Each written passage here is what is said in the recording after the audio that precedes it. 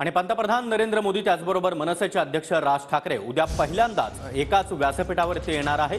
छत्रपती शिवाजी महाराज पार्कवरील मैदानावर पंतप्रधान मोदी आणि राज ठाकरे यांची जाहीर सभा होणार आहे। महायुतीच्या उमेदवारांच्या प्रचारासाठी या सभेचं आयोजन करण्यात आलंय।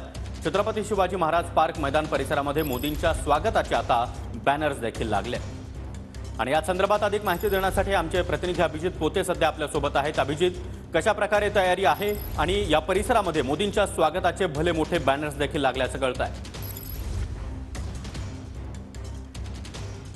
सागर, पंतप्रधान नरेंद्र मोदी आणि राज ठाकरे यांची उद्या एकत्रित सभा या छत्रपती शिवाजी पार्क मैदानावरती होत आहे। उद्या संध्याकाळी खरं तर महायुतीच्या उमेदवारांच्या प्रचारात या सभेचं आयोजन करण्यात आलेलं आहे आणि सभेची जी तयारी आहे ती आता अंतिम टप्प्यात आलेली पाहायला मिळते। जवळपास 1 लाख लोक बसतील अशी मोठी तयारी या छत्रपती शिवाजी पार्क मैदानावर खरं तर करण्यात आलेली आहे आणि या सगळ्या परिसरामध्ये आता पंतप्रधान नरेंद्र मोदी यांच्या स्वागताचे बॅनर झळकलेले पाहायला मिळत आहेत। हे दृश्य आपण पाहतोय की भलं मोठं स्टेज जे आहे ते मांडण्यात येत आहे।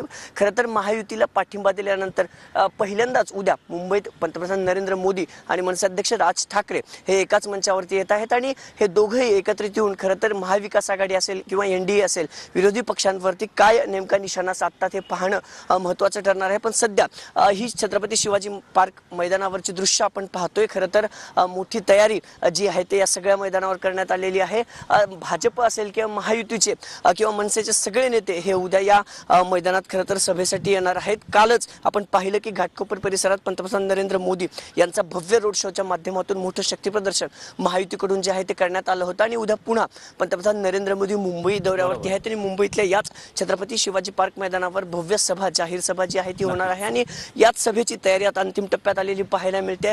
मनसे अध्यक्ष राज ठाकरे आणि पंतप्रधान नरेंद्र मोदी उद्या पहिल्यांदा एकाच मंचावरती दिसतील आणि पंतप्रधान असतील, राज ठाकरे असतील, काय बोलणार याकडे देखील आपलं लक्ष असणार आहे।